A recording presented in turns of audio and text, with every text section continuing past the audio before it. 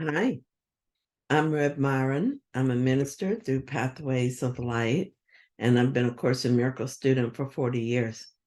I'm going through the lessons this year, asking Jesus to clarify for me. And then I write from that clarity, and that's what I'm sharing with you today. So let's get started. We're on lesson 365, our very last lesson for this year. It says, "This holy instant would I give to you. Be you in charge, for I would follow you, certain that your direction gives me peace. And if I need a word to help me, he will give it to me. If I need a thought, that will he also give. And if I need but stillness and a tranquil, open mind, these are the gifts I will receive of him. He is in charge by my request, and he will hear and answer me because he speaks for God, my Father, and his Holy Son." The first time I actually did all the lessons, one a day, as Jesus suggests, I didn't feel like I had made any progress. In the introduction to the final lessons, Jesus says this: "For we would not return again to the belief in sin that, that made the world seem ugly and unsafe, attacking and destroying, dangerous in all its ways, and treacherous beyond the hope of trust and the escape from pain." I certainly didn't feel that I had left behind the belief in sin. I thought it was because I had not done them perfectly.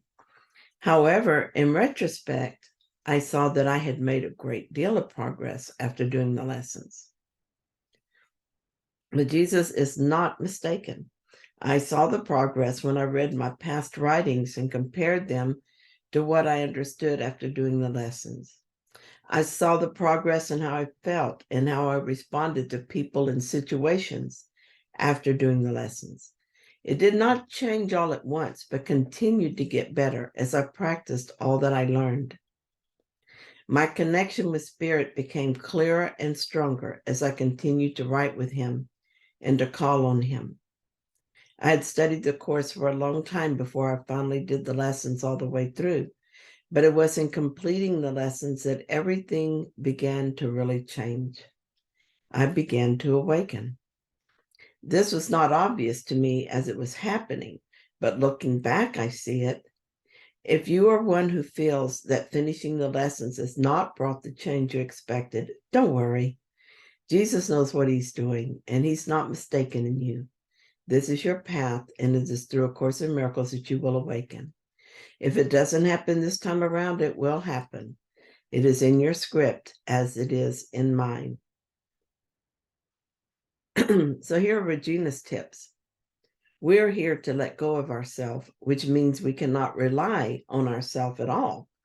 Clear reasoning can see that as long as we rely on ourselves, we cannot let go of ourselves. This is the purpose of coming to know the inner teacher. It gives us something to follow other than the self-centered self. Most people are not overtly familiar with the inner teacher because there have been many times in our lives when we dismissed it in favor of our own thinking. Each time we chose our thoughts over intuition, intuition was repressed a little more. That means our thinking is very conscious, while our spiritual intuition may be deeply buried beneath the ego. However, this process can be reversed. By wanting to follow intuition more than thinking, by seeking intuition within, and by following intuition when we recognize it, we invite intuition back into our conscious awareness. And so my thoughts. Over the years, I've learned to hear my inner guide and to depend on that guidance. I did that by keeping a journal in which I do a lesson and then ask for clarity and write down what came to me.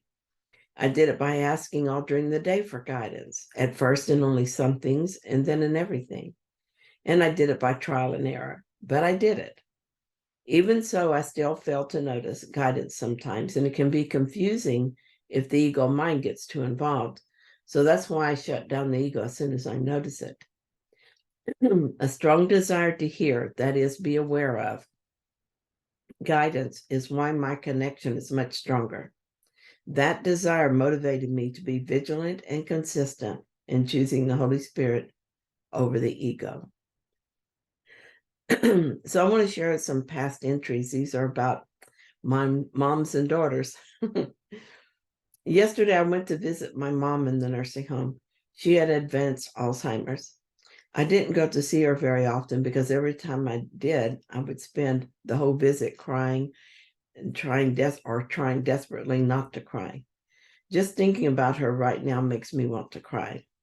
I was going to write about this last night, and when I received a brilliant insight, I would send it out to all of you. Only I didn't receive an insight, brilliant or otherwise. I just sat and cried and felt confused, sad, and fearful. This morning, I was asking the Holy Spirit to help me see differently. I thought how easy it would be to just not to go to the nursing home at all. When I'm not faced with the reality of her condition, I can think of her as she used to be.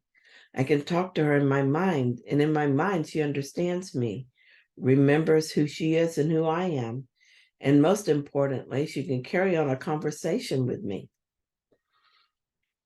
Holy Spirit, this is what Holy Spirit said to me.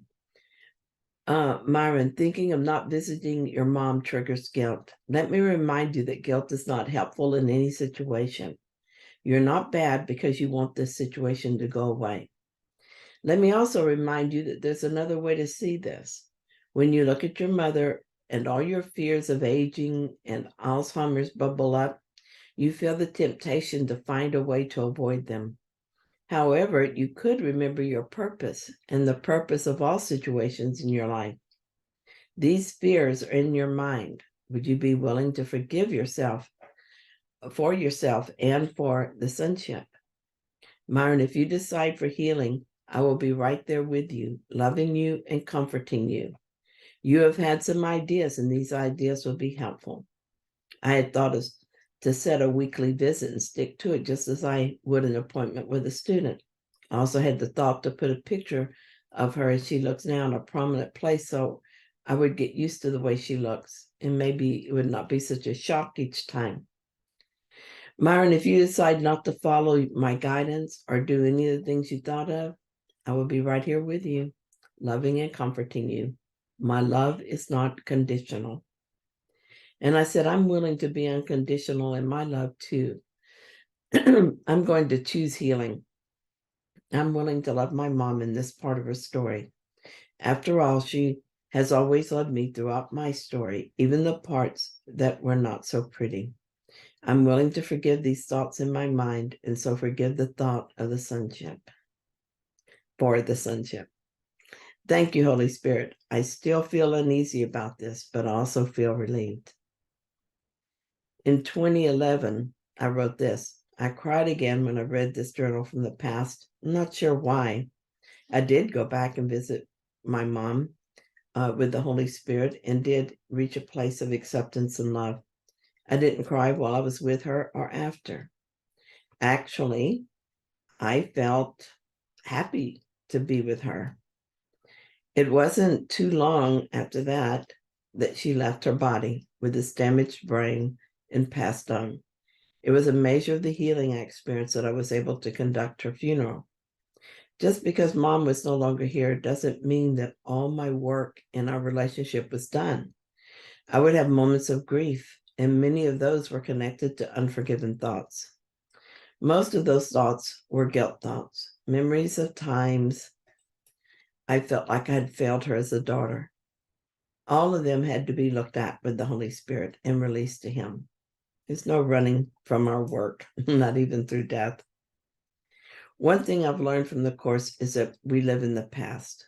This is not really living at all, since the past does not exist. I've been doing some work getting my office better organized. I came across a file in my cabinet that holds mementos from when my kids were young. Cards they made me, stories they wrote, and pictures they drew. One of them really surprised me. As part of my birthday present one year, my teenage daughter made me a little packet of coupons.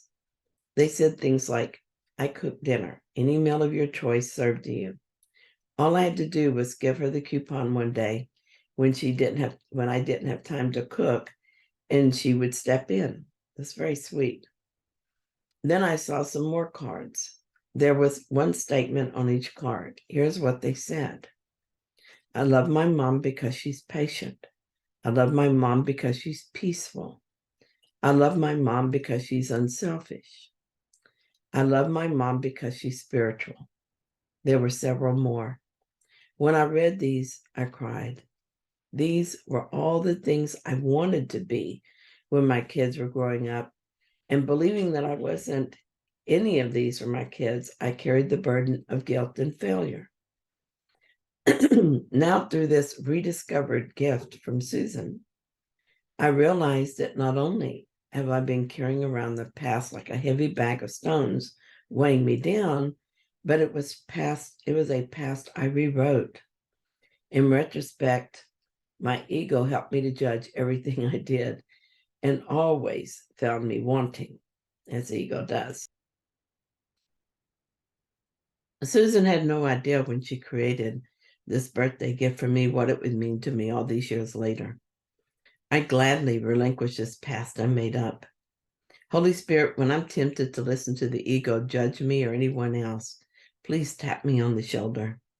I'm leaving Susan's little bag of coupons on my desk so that I will never forget that I want only God's judgment, which is that I am his holy son, perfect and perfectly innocent. And then in 2015, I wrote this. The relationship between my mom and me is completely healed. There is not a shred of guilt left, and without the guilt, I feel all the love that was always there. I think of her often, and I'm always enfolded in a sense of love and warmth and happiness.